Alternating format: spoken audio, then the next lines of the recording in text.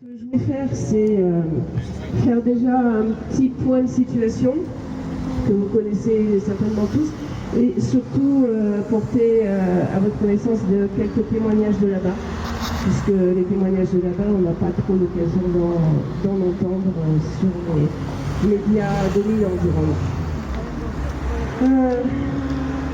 Préambule obligé.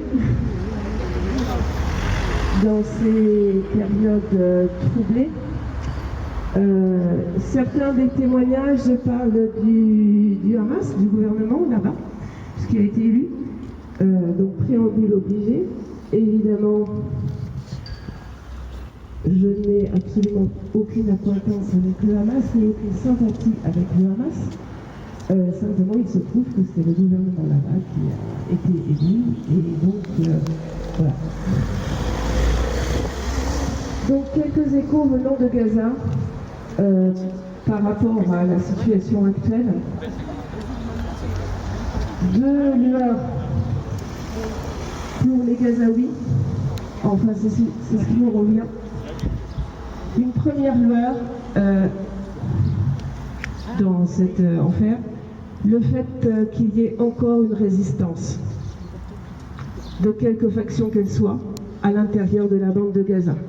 J'ai bien utilisé le mot résistance, puisque à l'intérieur de la bande de Gaza, c'est une zone qui se fait agresser par une force d'occupation, une colonisation. Donc le mot résistance a toute sa place dans la bande de Gaza. Quelques factions qui la mènent. Et il y a plusieurs factions, évidemment, il n'y a pas que Hamas, il y a, vous le savez, le djihad islamique, le FPLP, le Fatah aussi. Donc voilà. La première chose qui tient à cœur aux Gazaouis de faire savoir. Et puis la deuxième chose, ça on a les retours par le contact, parce qu'on a surtout des contacts qui parlent français, c'est plus facile. Et bien il se trouve qu'à Gaza, tout Gaza connaît maintenant la Sorbonne et Sciences Po. Et que ça leur donne de l'espoir. Pas tout de suite, mais ils se sentent soutenus et c'est important pour eux cette solidarité. Ils nous font même des messages de solidarité avec la répression policière, c'est dire. Donc, nous sommes pas trop nombreux, c'était normal en ce week-end. Ceci étant, ce que je viens de dire vous montre que la population de Gaza est sensible aux démonstrations de solidarité, où qu'elles soient dans le monde. Donc un petit point, vous avez vu qu'on a demandé gentiment aux gens qui sont dans l'est de Rafah d'évacuer, donc l'est du sud de la bande de Gaza, pour vous situer. Voilà, j'ai apporté une petite carte. Voilà, c'est cette zone-là qui doit être évacuée et qui est en cours d'évacuation. Cette zone-là, c'est pas n'importe quelle zone, c'est la zone où il y a possibilité de cultiver. C'est la zone agricole. Ce qui veut dire qu'avec la fermeture du passage de Rafah, où transitait la majorité du peu d'aide humanitaire qui pouvait passer, ça veut dire qu'en plus, cette source d'alimentation s'est terminée. Cette évacuation, elle se fait vers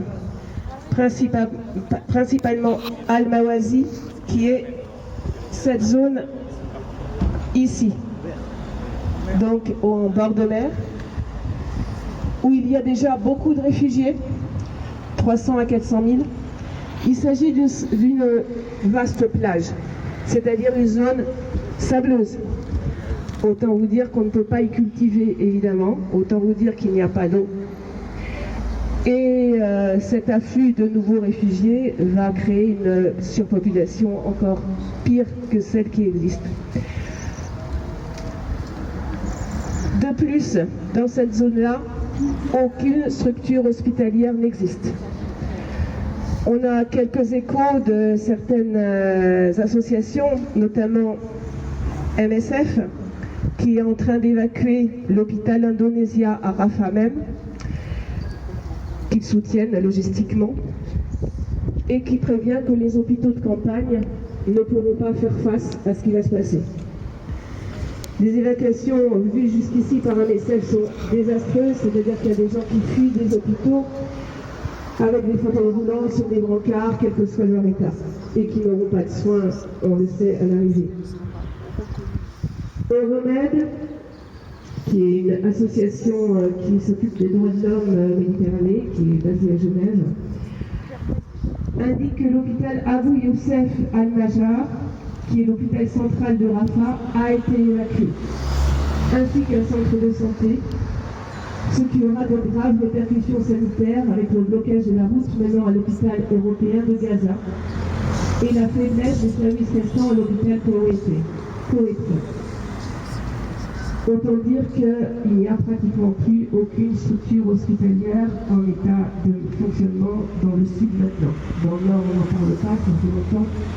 Tous les hôpitaux ont subi des attaques, vous vous rappelez de la Chifa et de Nasser. Donc je voulais en venir à deux témoignages.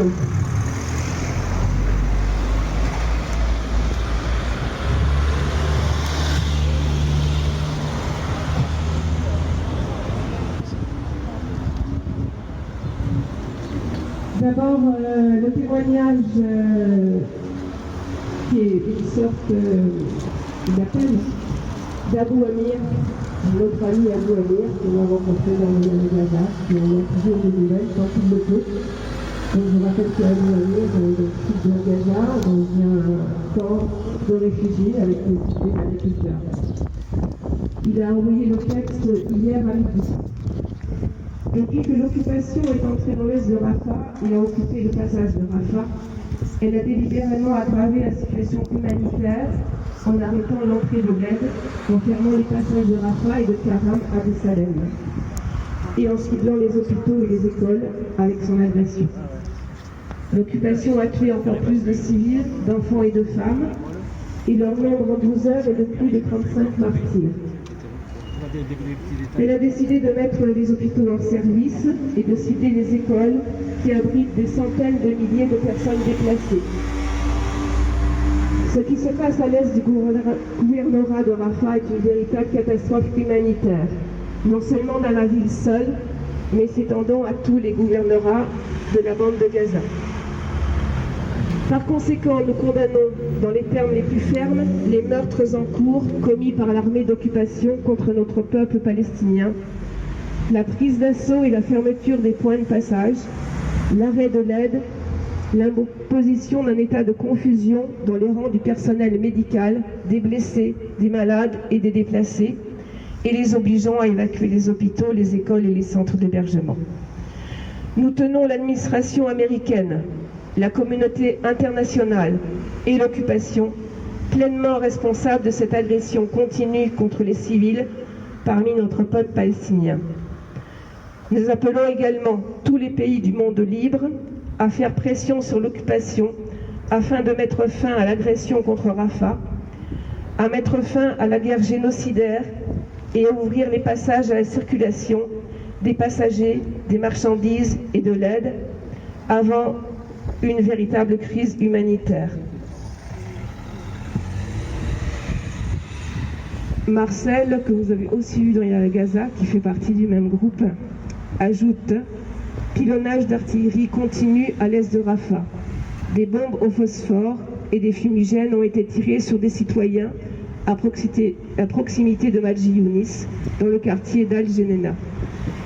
Une vidéo montre des enfants palestiniens blessés par les frappes aériennes israéliennes en cours à Rafah. Parce que ce qu'on ne nous dit pas, c'est qu'on demande l'évacuation, mais en même temps, on tire. Comme la première évacuation du nord vers le sud. Le deuxième témoignage est plus long, mais fait part de la vie quotidienne, et ce serait bien qu'on se relaye pour le lire. C'est un témoignage de Rabi Abou Jamous, qui est journaliste palestinien à Gaza et qui témoigne notamment dans Orient 21. Donc je commence, et puis si quelqu'un veut bien prendre le relais. Donc ça a été écrit hier aussi. Durant la journée de lundi, alors que les gens attendaient une bonne nouvelle depuis le Caire, les sentiments ont évolué d'heure en heure. Au début, c'était l'inquiétude. Après, il y a eu de la joie. Et ça s'est terminé dans la peur et la tristesse. Le matin, il y a eu les appels et les tracts lancés sur Rafah par les Israéliens. Comme vous le savez, ces derniers ont divisé Gaza en plusieurs blocs avec des numéros.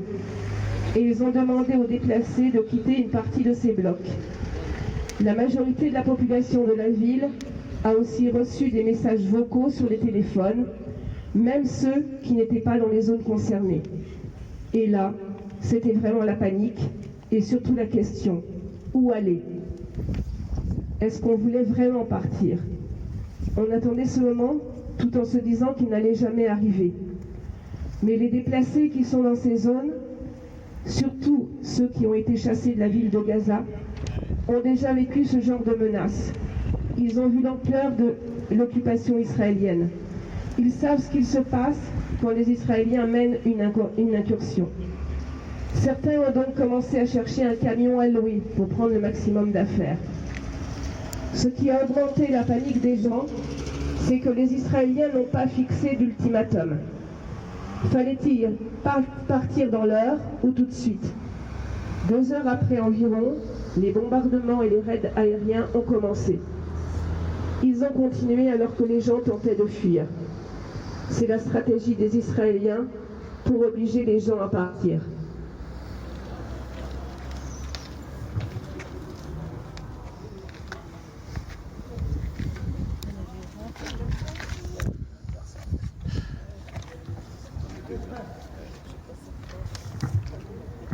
Or, dans ces zones qu'on est censé évacuer, il y a 3 lieux importants. D'abord le terminal de Rafah par où passent les marchandises et surtout l'aide humanitaire. C'est par là aussi que les gens peuvent sortir et parmi eux les blessés et les malades qui doivent se faire soigner en Égypte ou ailleurs. Ensuite, l'hôpital principal de Rafah, considéré comme un grand établissement à l'échelle de la ville, alors que c'est justement un département de l'hôpital principal de Gaza, a été complètement détruit. Enfin, il y a le terminal de Kerem Shalom, fermé depuis 2 jours. Si tout cela continue, il y aura une vraie famine, et surtout dans la partie nord de la bande de Gaza. Et maintenant, les prix vont exploser à nouveau.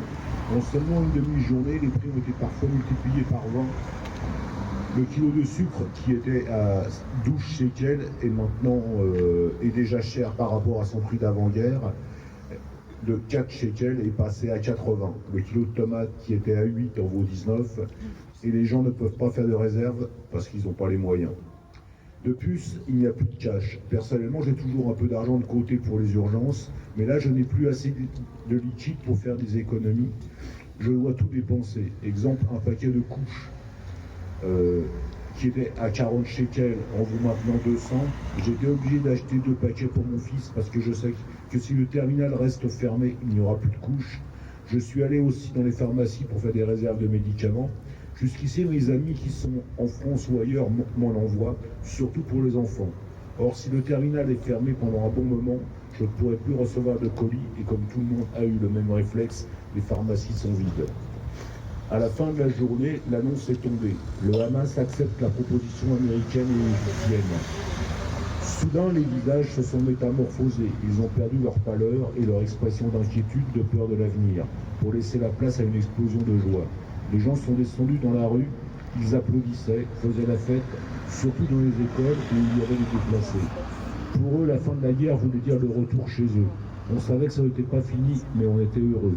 Les gens avaient envie d'entendre quelque chose de positif après cette journée d'inquiétude, de peur et de mort. Tout le monde sait que Netanyahou ne veut pas arriver à un cessez-le-feu, mais le Hamas a joué intelligemment. Il a lancé la balle dans le camp israélien en disant « Maintenant, ce n'est pas eux qui bloquent l'accord ». Si on veut parler stratégie, parlons de ce qui s'est passé la veille et des tirs de roquettes du Hamas sur Kerem Shalom. Les Israéliens justifient l'incursion à Rafah par cette attaque du Hamas contre une base militaire proche du terminal et non contre le terminal lui-même, comme beaucoup le répètent. Bien sûr, les Israéliens attendaient cette occasion pour dire au monde entier « Regardez, le Hamas ne veut pas d'un cessez-le-feu.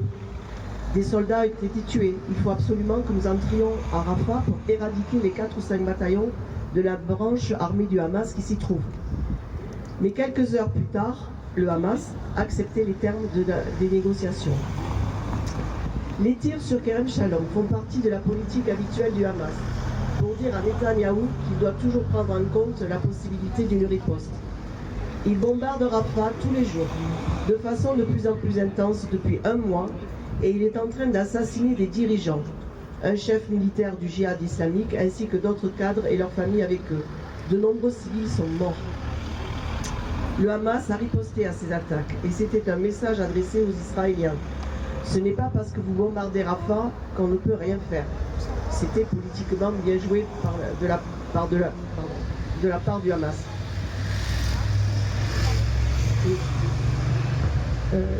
Une petite précision avant que quelqu'un d'autre prenne la suite, s'il y a un ou une volontaire, ça serait bien. Par rapport à ces accords,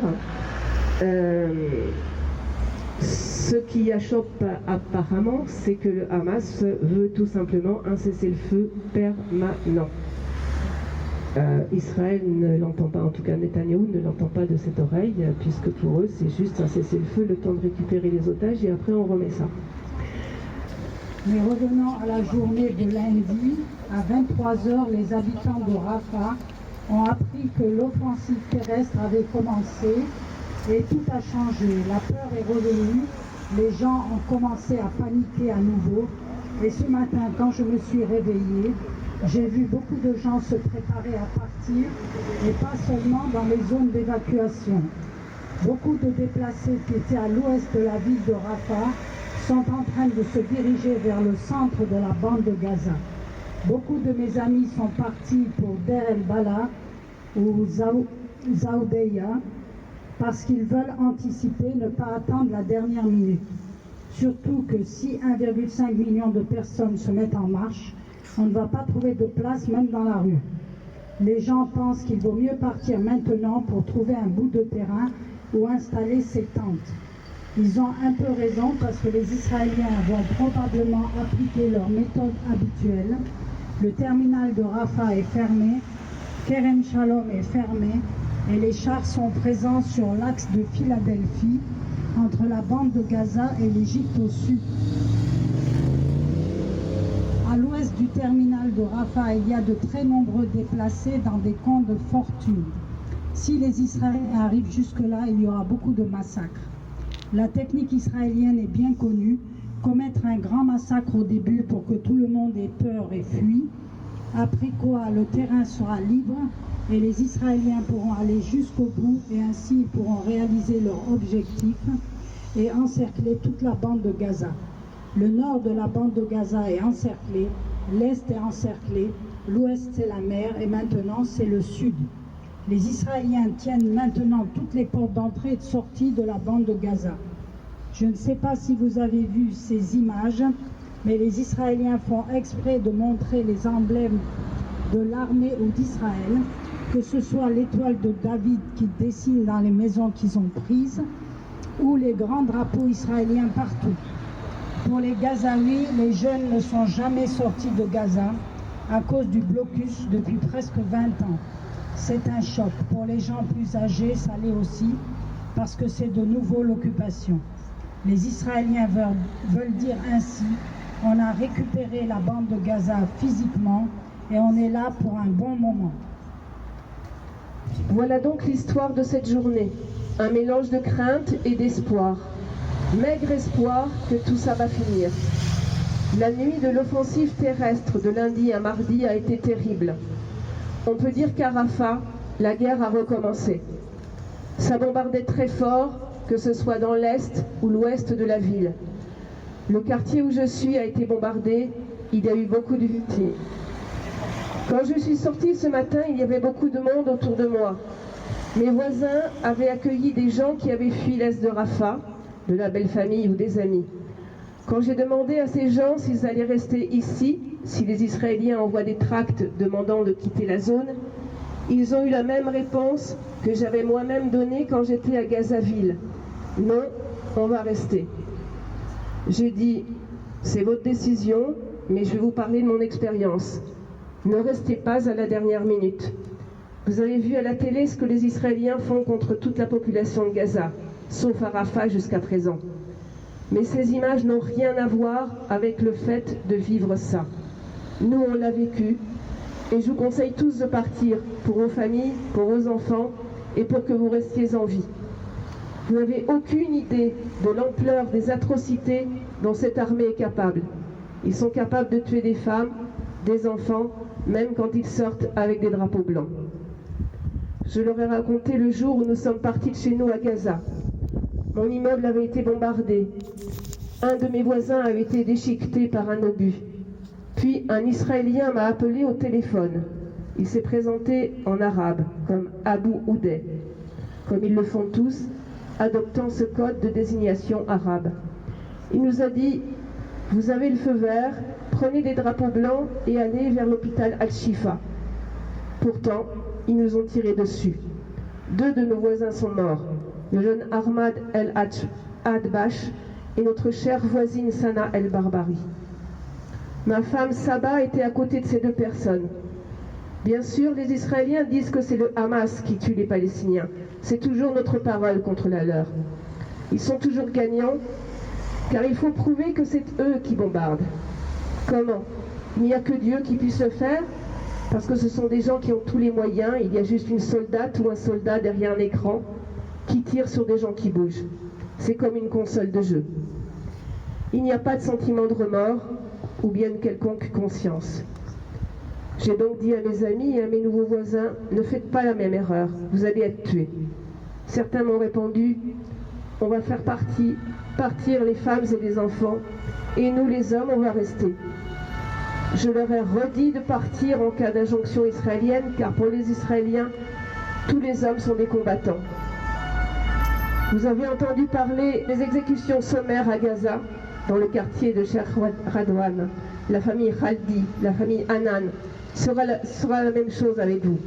Et encore, il y a beaucoup d'histoires qu'on ne connaît pas encore et qu'on découvrira à la fin de la guerre. Il n'était pas vraiment convaincu malgré mon insistance. C'est vrai que le fait de rester sur place, c'est une résistance, mais rester vivant aussi. Et comme je dis souvent, il faut parfois choisir entre la sagesse et le courage. J'espère que mes voisins vont m'écouter. J'espère que le jour où je vais devoir évacuer, ils en feront de même. Et j'espère surtout qu'il n'y aura plus de victimes dans cette guerre et que tout ça va s'arrêter. Je laisse la parole à François-Xavier, je crois. Bonjour. Bon, je vais essayer de ne pas répéter les choses qui ont déjà été dites. Donc, au moment où nous célébrons en Occident et en Russie et ailleurs la capitulation des armées du Reich les 8 et 9 mai 1945, l'armée israélienne, qui était à l'origine le noyau de l'État laïque d'Israël, est entrée dans Rafah avec son aviation et ses chars. Le lundi 6 mai, elle s'est emparée le 7 mai de la partie palestinienne du poste frontière entre Palestine et Égypte, achevant ainsi le siège de l'enclave, dont nous avons précisé ce qu'étaient les conséquences. En même temps, donc les autorités israéliennes rejetaient clairement la proposition de cesser le feu du Hamas, de cesser le feu total, immédiat et durable du Hamas. Dans le même temps, la répression continue contre ceux qui appellent au cessez-le-feu dans la bande de Gaza ou ceux qui soutiennent précisément les Palestiniens. On en a parlé le 1er mai. Il y a des gens qui font face à la répression, à la CGT, à LFI. On apprend plus précisément ces derniers temps, ces dernières heures, je dirais, sur le réseau Twitter, que 86 étudiants de la Sorbonne viennent d'être mis en garde à vue par la police républicaine. Qu'hier soir, les forces de l'ordre à Amsterdam ont violemment réprimé des étudiants qui manifestaient.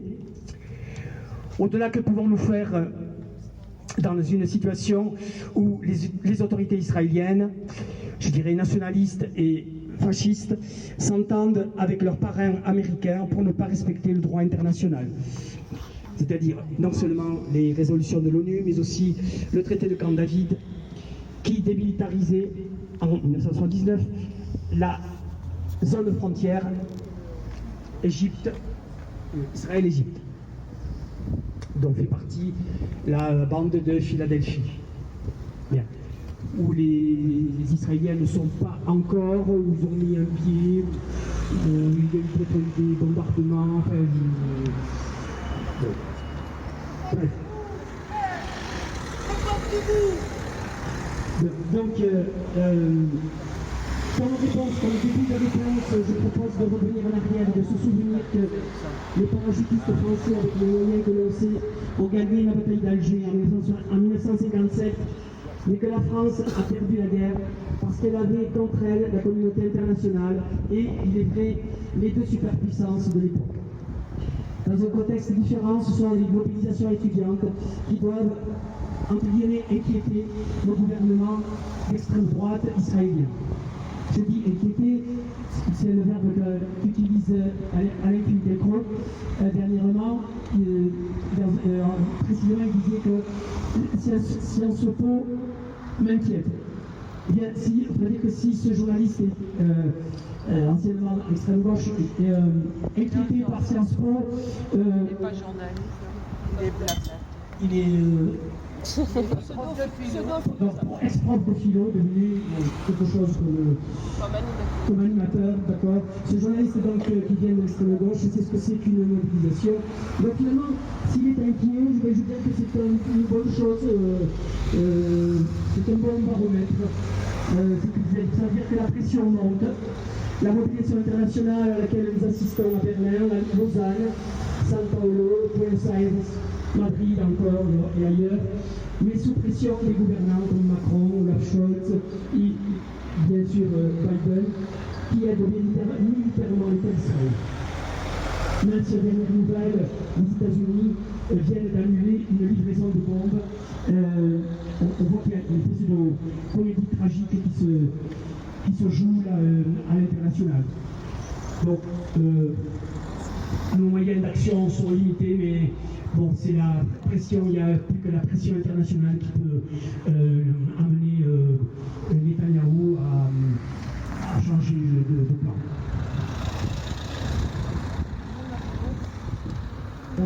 Deux secondes et je donne la parole à la ici. Juste pour ajouter 2 points, on n'a pas parlé des menaces de la Cour pénale internationale contre Netanyahou et certaines personnes du gouvernement. On ne sait pas trop si ce sont des rumeurs ou s'il va y avoir quelque chose. Et puis, avant de recevoir la parole, 2 petits points. Un point d'organisation. On l'avait dit la semaine dernière, mais la vigie, aujourd'hui, ne devait pas avoir lieu celle-ci. Je doutais bien qu'elle aurait lieu. Mais la vigie de la semaine prochaine n'aura pas lieu mercredi, mais jeudi, pour précéder la projection du film Origin, La Terre par l'Arabe, de Maryse Garbour, qui sera suivi d'un débat avec une intervenante franco-palestinienne. Donc, prochaine vigie, jeudi, ici même à 17h30. Et puis la deuxième chose, François Xavier nous a rappelé que nous commémorions le 8 mai 1945, un événement joyeux, de fête, de fin effectivement de ces atrocités. Mais nous sommes dans un contexte de colonisation en Palestine. Et n'oublions pas que le 8 mai 1945, c'était aussi le massacre perpétré par nous, à Sétif, à Guelma. C'était le début de 2 longs mois de massacre. Je rappelle qu'il s'agissait d'une manifestation où les nationalistes algériens avaient décidé de manifester, de profiter de l'occasion des manifestations de fête pour affirmer leur droit à l'indépendance. La France avait dit d'accord, mais il ne doit y avoir que des drapeaux français. Il y a eu un autre drapeau qui devait être le futur drapeau algérien. Et donc l'armée a commencé à tirer le 8 mai 1945. Comme on l'a dit, les guerres contre les colonisations, la plupart du temps, se finissent plutôt bien. Le Vietnam a eu son indépendance, l'Algérie l'a eu, etc., etc. On n'en doute pas, un jour, la Palestine vivra vraiment.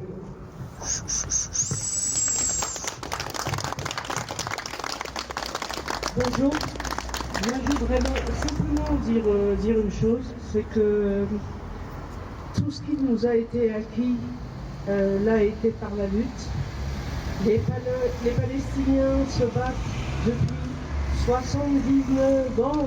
79 ans. Ils se battent.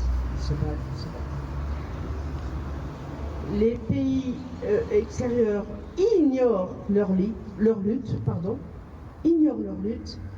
Ce sont les enfants, les femmes qui sont abattus, massacrés. Et je ne vois pas comment on peut ignorer ce génocide, ignorer ce génocide ethnique, tout simplement. Parce que si l'on regarde bien, l'État palestinien qui se revendique de sa religion a été instauré par les Anglais. Oui, pardon. Israélien, pardon. A été instauré en 1937 et a été mis en place par l'Angleterre et par Rothschild. Là, on voit que le guignol de Macron, il a été mis en place par qui? Par Rothschild.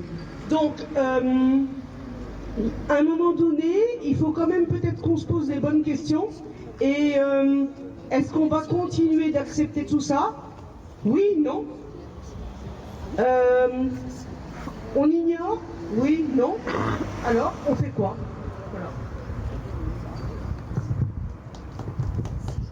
Voilà. Je voulais juste ajouter quelque chose concernant Rothschild. N'oublions pas que de par le monde, aux États-Unis, en France, il y a de nombreux juifs antisionistes, des juifs qui luttent, y compris en Israël, et c'est pas facile pour eux. Donc, surtout pas d'amalgame. Nous combattons le sionisme, pas les juifs.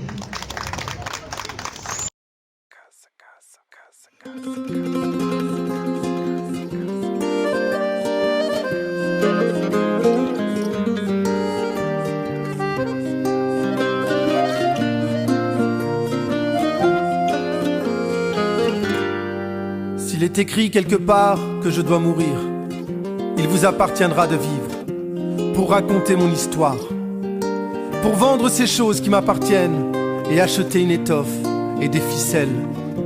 Faites en sorte qu'elles soient bien blanches, avec une longue traîne, afin qu'un enfant quelque part à Gaza, fixant le paradis dans les yeux, dans l'attente de son père, partit subitement sans avoir fait d'adieu à personne, pas même à sa chair, pas même à son âme, pour qu'un enfant quelque part à Gaza puisse voir ce cerf-volant, mon cerf-volant à moi, que vous aurez façonné, qui volera là-haut, bien haut, et que l'enfant puisse un instant penser qu'il s'agit là d'un ange revenu lui apporter de l'amour. S'il était écrit que je dois mourir, alors que ma mort apporte l'espoir, que ma mort devienne une histoire. Il voudrait que l'on t'oublie, Gaza, Gaza, que ton nom soit interdit, Gaza, Gaza, toi l'enfant de Palestine, Gaza, Gaza, qui se relève et qui s'obstine, Gaza, Gaza, de tout ton cœur, de tout ton être, Gaza, Gaza, à ne jamais disparaître, Gaza, Gaza, de cette terre qui t'a vu naître, Gaza, Gaza, de ce pays de tes ancêtres, Gaza, Gaza. Aujourd'hui mon cœur est lourd, Gaza, Gaza. Aujourd'hui le monde est sourd, Gaza, Gaza. Et laisse faire les actes infâmes, Gaza, Gaza. Enfants qu'on tue ou qu'on affame, Gaza, Gaza. Qui fait semblant de ne pas voir, Gaza, Gaza. Qui feint de ne pas savoir, Gaza, Gaza. A perdu son humanité, Gaza, Gaza. son honneur et sa dignité. Tu te relèveras, c'est sûr. Tu survivras à tes blessures. Et tu verras haut dans ton ciel, au bout d'une longue ficelle, comme un ange qui flotte au vent, une toile, un cerf-volant, inscrit dessus en toutes lettres les derniers mots de ton poète. S'il est écrit que je dois mourir, il vous appartiendra de vivre. Il vous appartiendra de vivre. Que ma mort apporte l'espoir. Que ma mort apporte l'espoir. Que ma mort devienne une histoire. Que ma mort devienne une histoire.